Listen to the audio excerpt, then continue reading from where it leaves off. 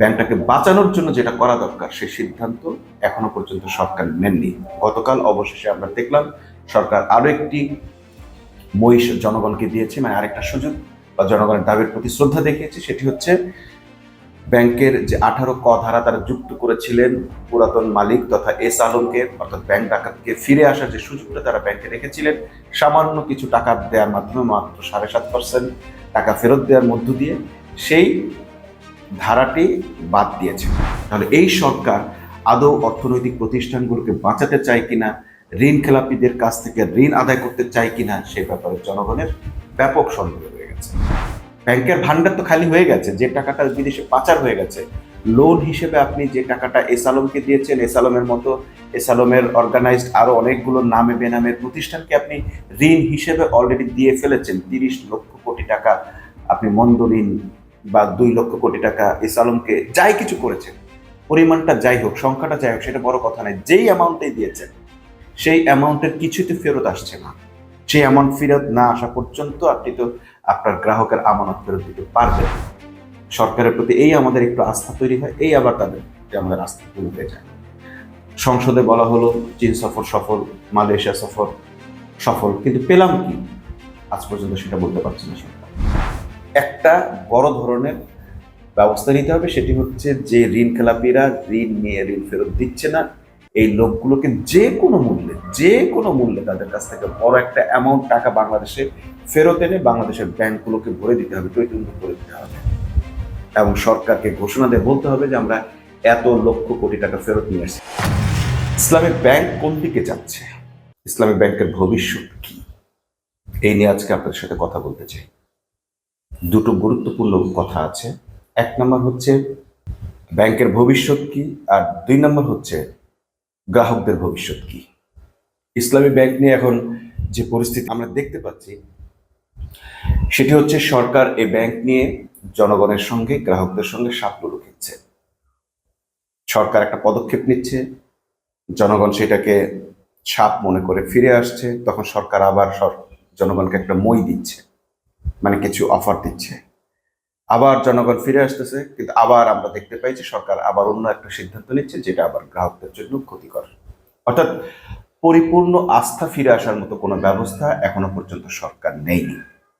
সরকারের 2টা সিদ্ধান্তের কথা বলে, 1 নম্বর খুরশিদ আলমকে তিনি এখানে জোর করে চাপিয়ে দিয়েছেন, যেটি সরকারের কোনোভাবেই দরকার ছিল না। 5ই আগস্টের পর, এমন পরিস্থিতির পর যখন 5টি ইসলামিক ব্যাংকে একীভূত করতে হয়েছে, দেউলিয়া ঘোষণা করতে হয়েছে, যেই গ্রাহকরা কোনো টাকা ব্যাংক থেকে তুলতে পারছেন না, গলা ধাক্কা খাচ্ছেন ব্যাংকের কাছে গিয়ে, সিকিউরিটি তাদেরকে বের করে দিচ্ছে, পুলিশ বেরাচ্ছে। সেই অবস্থার মধ্যেও বাংলাদেশ ইসলামী ব্যাংক, যেটা পিএলসি, সেটা টিকে ছিল এবং তরতর করে এগিয়ে যাচ্ছিল নতুন পরিবর্তনের ফলে এবং নতুন লোক নিয়োগের ফলে, নতুন এমডি নিয়োগের পর।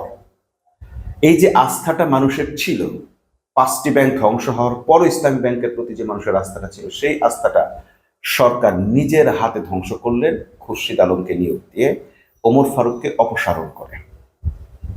আমরা দেখলাম যে অনেক চাপের মুখে গ্রাহকরা যখন টাকা তুলে নিচ্ছে, সরকার আর কোনোভাবে ব্যাংক বাঁচাতে পারছে না, বরং বাংলাদেশ ব্যাংক থেকে তরল অর্থ দিয়ে, সহায়তা দিয়ে ইসলামী ব্যাংককে ঠেকাতে হচ্ছে, বাঁচাতে হচ্ছে। তখন সরকার ইসলামী ব্যাংক থেকে বিভিন্ন ধরনের বড় লেনদেন বন্ধ করে দিয়ে কিছু টাকা সেখানে দিয়ে 2,500 কোটি টাকা দিয়ে ব্যাংকটাকে, গ্রাহকদেরকে মানে কোনো রকম ঠেকানোর চেষ্টা করেছেন একটা বাঁশের খুঁটি দিয়ে। কিন্তু ব্যাংকটাকে বাঁচানোর জন্য যেটা করা দরকার সেই সিদ্ধান্ত এখনো পর্যন্ত সরকার নেননি।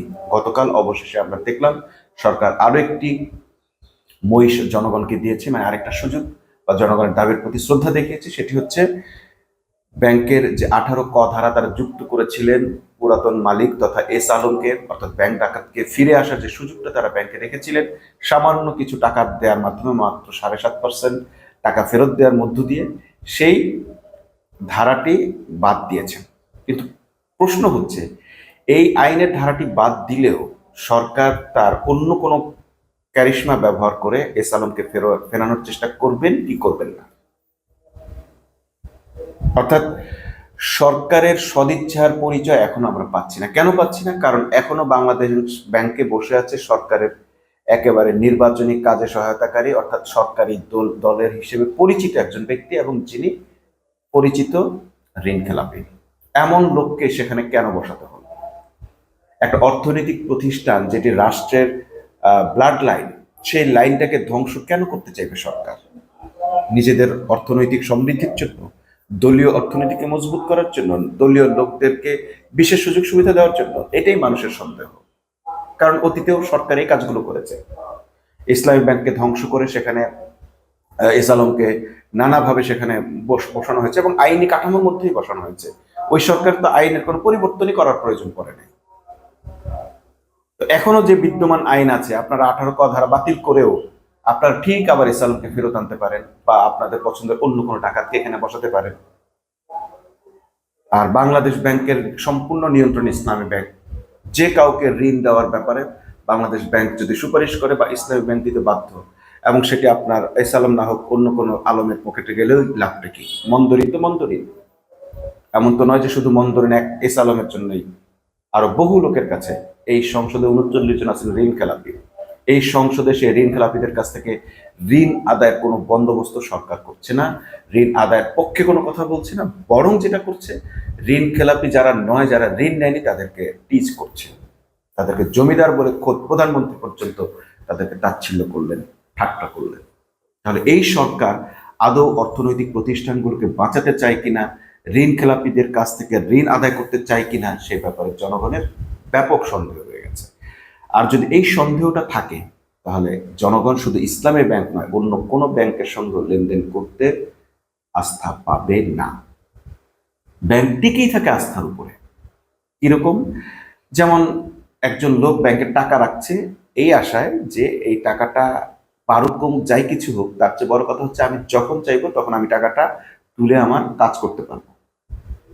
কিন্তু যখন একজন গ্রাহক ভাবে যে আমি 50 লক্ষ টাকা আজকে রাখছি, কালকে যখন আমি তুলতে যাই তখন আমাকে 5 লাখ টাকার বেশি দেয় না।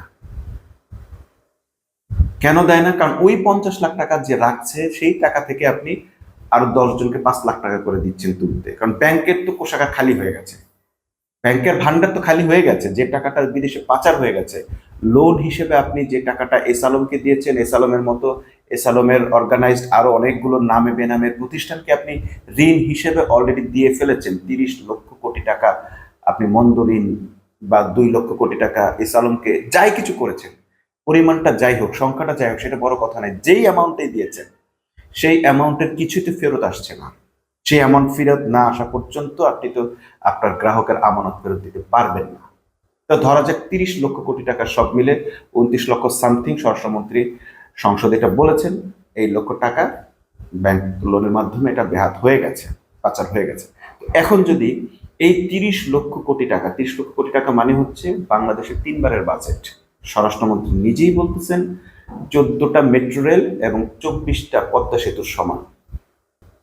চিন্তা করে দেখেন, এই পরিমাণ টাকা যদি বাংলাদেশ থেকে খালি হয়ে যায়, সেই টাকাগুলো তো পূরণ হইতে হবে।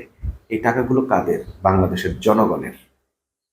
এই যে ব্যাংক থেকে কোটি কোটি লক্ষ কোটি টাকা নিয়ে যাওয়া হলো, এই টাকাগুলো জমা না হওয়া পর্যন্ত গ্রাহকরা তাদের টাকা পাবে না, কোনোভাবেই পাবে না। গ্রাহকরা এটা বুঝে গেছে, গ্রাহকরা এটা তাদের সহজ সরল হিসাব।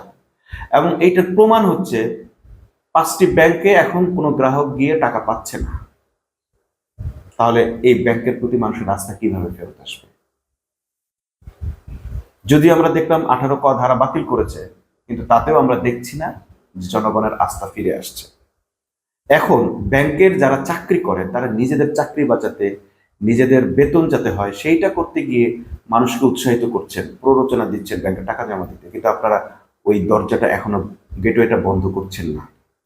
আজ পর্যন্ত সরকার এমন কোনো পরিকল্পনা প্রফর্মা দিতে পারেনি যেটিতে সে দেখাবে যে হ্যাঁ, যে টাকাগুলো পাচার হয়েছে সেগুলো ফেরত আসবে। গতকাল সংসদে 60টি জায়গায় তারা চিঠি পাঠিয়েছে, মালয়েশিয়া সহ 30টি জায়গায় তারা চিঠি পাঠিয়েছে, অমুক জায়গায় তারা এই করেছে, মানে ঋণ ফেরত আনার জন্য তারা কিছু ব্যবস্থা নিয়েছে। অলরেডি আমরা বাংলাদেশ ব্যাংক থেকে দেখলাম যে মন্দ ঋণকে একটা সহজ শর্তে, তাদের পূর্ণ টাকা ফেরত দেওয়ার শর্তে বা যে কোনো শর্তে, মানে ব্যাংকের স্বার্থ রক্ষা হয় এমন কিছু স্বার্থে তাদেরকে ঋণ মওকুফের ব্যবস্থা করে, রিশিডিউল করে বা যে কোনোভাবে তাদের ঋণ আদায়ের একটা ব্যবস্থা নিচ্ছে। কিন্তু প্রশ্ন হচ্ছে, এই ব্যবস্থাগুলো সরকার দেশের কল্যাণে, জনগণের কল্যাণে করছে নাকি নিজেদের ব্যক্তিদের সুবিধা দেওয়ার জন্য করছে? যেমন আমি যদি বলি যে ঠিক আছে, তোমরা যারা ঋণ দিয়ে টাকা ফেরত দিচ্ছ না বা দিতে পারছো না, তারা এত % জমা দাও, দিয়ে তোমাদের মওকুফ করে নাও। এবং সরকার একটা টাইম দিয়েছে, ডিসেম্বরের মধ্যে এটা করতে হবে, এই বছরে যারা দিবে তাদেরকে এক ধরনের ছাড় দিবে।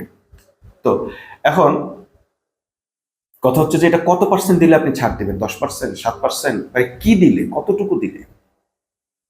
আর যারা নিয়ে অলরেডি চলে গেছে, অন্যদের হাতে চলে গেছে, সুইস ব্যাংকে গেছে, তারা দিবেই বা কিভাবে?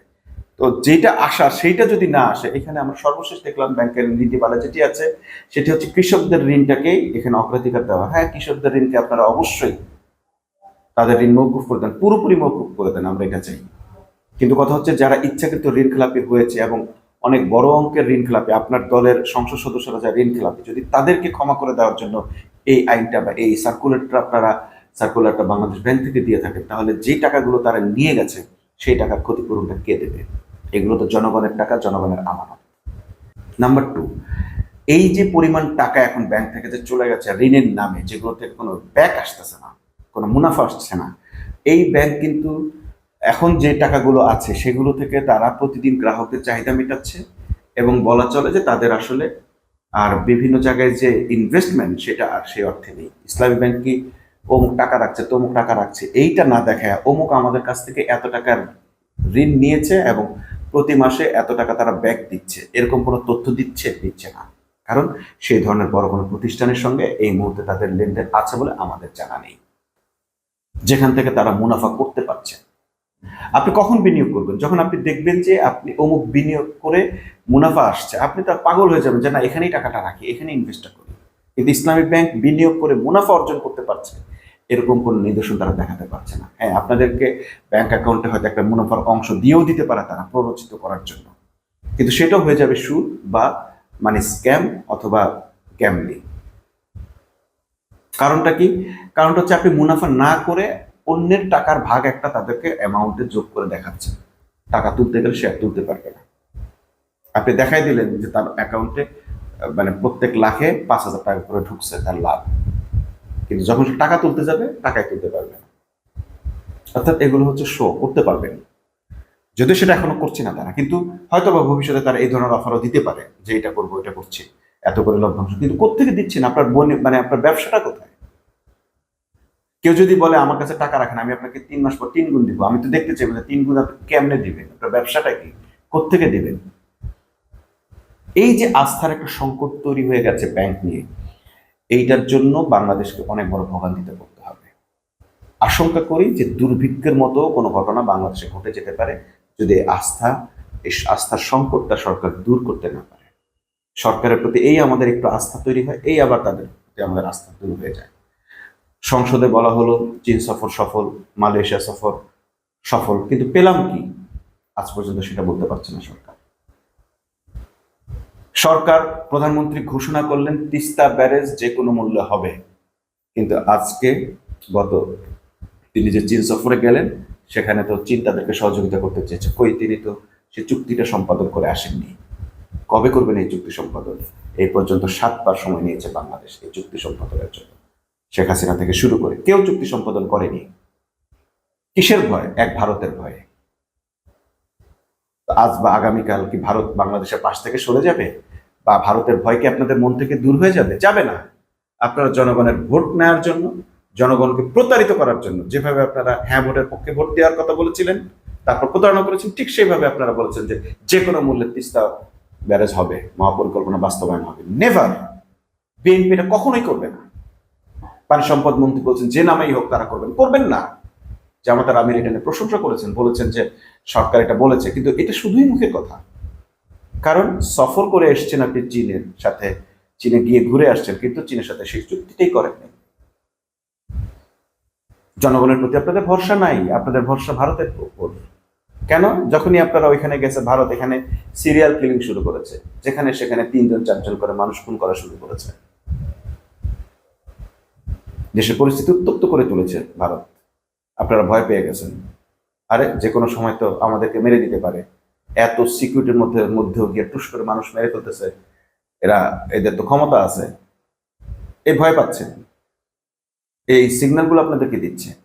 এখন যেটা করণীয়, আমরা দেখতে পাচ্ছি যে খুব ধীরে ধীরে প্রতিনিয়ত ব্যাংক থেকে মানুষ টাকা তুলে নিচ্ছে এবং তুলে নেওয়ার পরিমাণটাই বেশি বলে আমরা জানতে পারছি।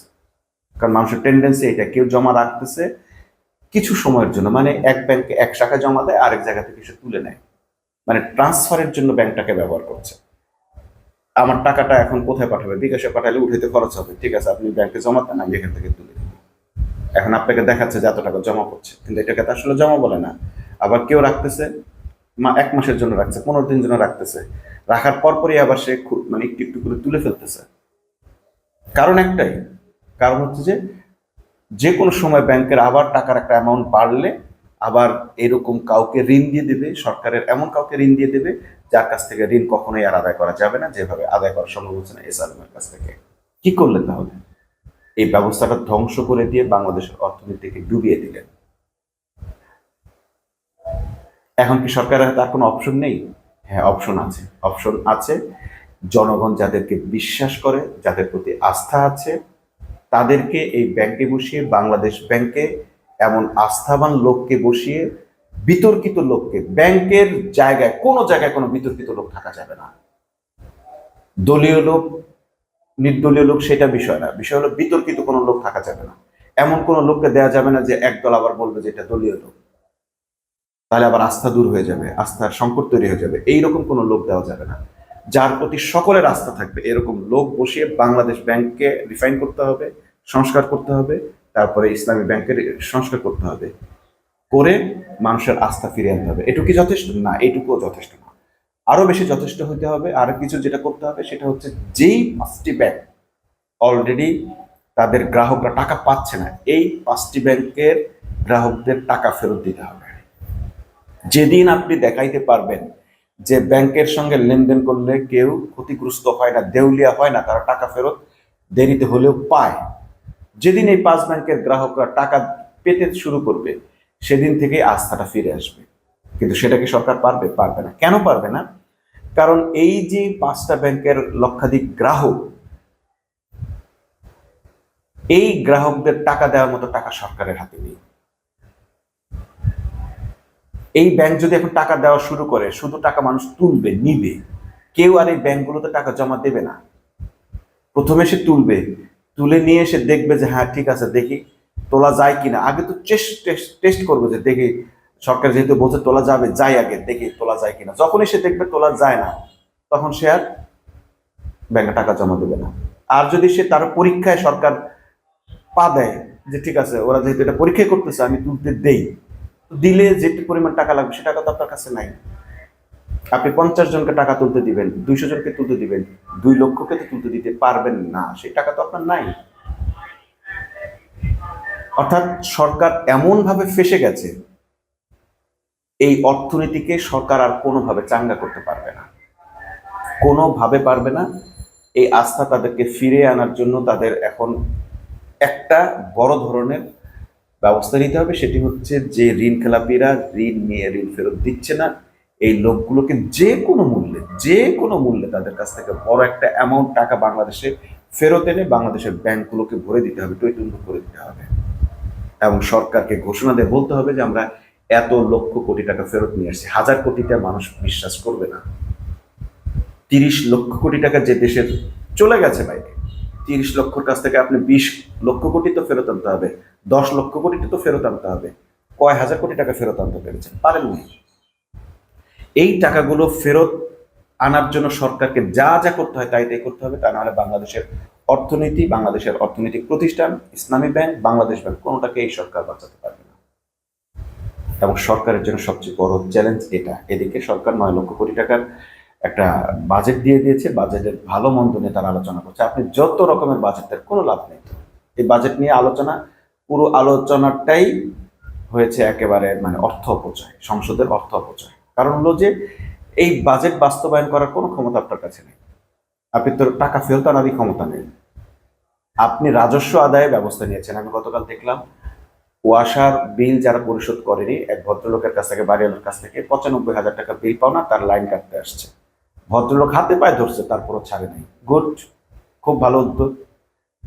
এই উদ্যোগগুলো নিতে হবে। কিন্তু যখন আপনি এই উদ্যোগ নিয়ে আরেকটা বাড়িতে যাবেন, সে যদি হয় বিএনপির নেতা, আপনি কি পারবেন তার উপর এই খর্গহস্ত হতে? সে তো ওই ছেলে পেলে করে তার ক্যাডার বাহিনীতে মারপিট করবে, তারা তো যাবে না টাকা তুলতে। বা আপনার সরকারি হয়তো নীতিগতভাবে বলবে বিএনপি নেতাদের ছাড় দাও, অন্য বাড়িওয়ালাদের কাছ থেকে বিল আদায় করো। এইভাবে নিজের দলের ঋণ খেলাপি কিংবা এই কর খেলাপিদেরকে বাঁচিয়ে রেখে আপনি তো পারবেন না, কারণ আপনার দলের তো লোক অনেক, একজন দুইজন না। এত লোককে আপনি ছাড় দিতে গেলে আপনি তো আপনার সরকার মানে আপনার জনগণকে কিছু দিতে পারবেন না, আপনার রাজস্ব বাড়াইতে পারবেন না। সরকার যদি অবিলম্বে যে মন্দ ঋণগুলো গিয়েছে ব্যাংক থেকে সেগুলো ফেরত আনার জন্য কোনো বন্দোবস্ত করতে না পারে, এবং আমি বলে দিচ্ছি আসলে এরকম কোনো শক্তি সরকারের হাতে নাই। সরকার যেটা পারে এখন, আপনারা হয়তো জানেন যে ব্যাংকগুলো শেষ পর্যন্ত ঋণ খেলাপিদের পা চাটে, পায়ে তোষামত করে, তেল মাইখা দেয় যে ভাই কি লাগবে বলেন, কি করতে পারি বলেন, টাকাটা ফেরত দেন। না দিলে তো কিছু করেন না, আপনি তার নামে মামলা দিবেন। সে তো বিদেশে গিয়ে বসে আছে, দুবাই গিয়ে বসে আছে, সিঙ্গাপুরে গিয়ে বসে আছে, আপনি এসে আলোকে কোথায় পাবেন শাস্তি দিয়ে? দিলেই বা কি আপনি এদেরকে শাস্তি দিলেও তো কোনো লাভ নেই, টাকা তো আর ফেরত আসবে না। মানি স্ক্যাম যারা করে তাদেরকে আপনি ফাঁসি দিলেও কোনো লাভ নেই, কারণ আপনার দরকার হচ্ছে টাকা ফেরত আনা, না আনলে আপনার গ্রাহকরা টাকা পাবে না।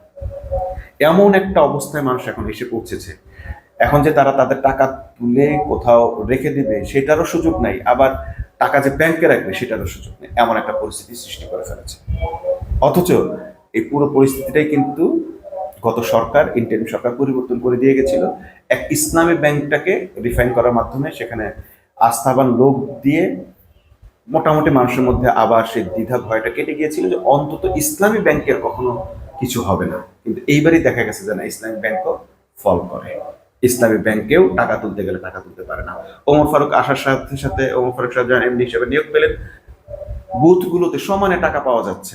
মানুষের তো এইটুকু দরকার, মানুষের টাকা তুলে ফেলতে চায় না, মানুষ চায় যে আমার প্রয়োজনের সময় যেন টাকাটা না আটকায় দেয়। যখন মানুষের মনে হয় যে আটকায় দিতে পারে, তখনই মানুষ করে কি, আজকে 5,000 টাকা তোলার পরিবর্তে 50,000 টাকা তুলে ফেলে, যদি কালকে না পারি। আপনি দেখবেন যে দ্রব্যমূল্যের দাম বা সংকটটা কখন হয়, দ্রব্যের সংকটটা যে কোনো একটা পণ্যের, হঠাৎ আপনি গেলেন, গিয়ে বললেন যে যে আমার মানে লবণ লাগবে। হঠাৎ করে আপনি দেখলেন যে বাজারে 2-3টা দোকানে লবণ নেই। এইটা যদি একটু কোনো রকম ছড়ায় যায় যে বাজারে লবণ নেই, দেখবেন যে দোকানদাররা ইচ্ছা করে 10 টাকা বাড়াই দিচ্ছে, আপনি 10 টাকা দিয়ে 5 প্যাকেট কিনে নিয়ে আসলেন। অন্যরাও আপনার প্রচারণা থেকে সেও 5 প্যাকেট, যার কেনার কথা ছিল 1 প্যাকেট। হঠাৎ ভোক্তা শ্রেণী বেড়ে যায়। আর মার্কেটের তো একটা অ্যানালিসিস থাকে, প্রতিদিনকার মার্কেট। ব্যাংকের একটা অ্যানালিসিস থাকে যে প্রতিদিন কত হাজার কোটি টাকা তুলবে পাবলিক। যখনই পাবলিকের মধ্যে কোনো ধরনের এইরকম টেনশন কাজ করে যে টাকা তুলতে পারবো না ভবিষ্যতে, 2 দিন পর, তাহলে আজকেই তুলে ফেলি, এই তখনই শুরু হয়ে যায় এই টেনশনটা। ঠিক লবণের ক্রাইসিস যেভাবে শুরু হয়, চালের ক্রাইসিস যেভাবে শুরু হয়, অন্যান্য ক্রাইসিস একইভাবে। অর্থাৎ জনগণের মধ্যে ভীতিটা যখন তৈরি হয়, তখনই জনগণ অতিরিক্ত ক্রয় শুরু করে, অতিরিক্ত টাকা তুলতে শুরু করে। এই ভয়টা আপনারা সৃষ্টি করেছেন, নিজের হাতে ব্যাংকটাকে ধ্বংস করেছেন। এই আস্থা আবার ফিরিয়ে আনতে সময় লাগবে, এবং সরকারকে এমন কিছু দেখাতে হবে যেন জনগণের আস্থা ফিরে আসে। যেটা করতে হবে, আইনটা বাতিল করেছেন, ক ধারা বাতিল করেছেন, এবার বাংলাদেশ ব্যাংকের গভর্নরকে সরান, ইসলামী ব্যাংকের একটা পরিচালনা পর্ষদ গঠন করেন, এমন লোকদের গঠন করেন যাদের প্রতি মানুষের বিশ্বাস আছে, আস্থা আছে, এবং দেখবেন আবার অর্থনীতি চাঙ্গা হবে। আর ওই যে 5টা ব্যাংকের আপনারা ওই গ্রাহকদের টাকা দেওয়া শুরু করেন, সিলিং করে দেন, বলে দেন যে এই বছর এত হাজার, ওই বছর এত হাজার, ওই বছর এত হাজার কোটি টাকা দেয়া হবে, দেন। আর টাকা ফেরত আনার ব্যবস্থা করেন, পায়ে ধরে পারেন, গুলি করে পারেন, মেরে পারেন, কেটে পারেন, যেমনে পারেন, বিদেশি আইন প্রয়োগ করে পারেন, আন্তর্জাতিক সহযোগিতা নিয়ে পারেন। টাকা তোলার ক্ষেত্রে আপনাদের আন্তরিকতা দেখান। এই আন্তরিকতা দেখার জন্য আজকে আপনি সংসদ সদস্যদেরকে টাইম ফ্রেম করে দেন যে যারা ঋণ খেলাপি আছে প্রত্যেককে এই টাইম ফ্রেমের মধ্যে টাকা জমা দিতে হবে, ডিসেম্বরের মধ্যে সকল টাকা পরিশোধ করতে হবে, তা নাহলে তাদের সংসদ থাকবে না। ঋণ খেলাপিদের বিরুদ্ধে আপনারা সোচ্চার, আপনারা আইনি ব্যবস্থা নিচ্ছেন, কঠোর ব্যবস্থা নিচ্ছেন, এইটা যদি আপনারা শো করতে পারেন, মানুষের আস্থা ফিরে আসবে। আদারওয়াইজ এই সরকার কিন্তু অর্থনৈতিকভাবে বিপর্যস্ত একটি চরম বিপর্যস্ত একটা সরকারে পরিণত হবে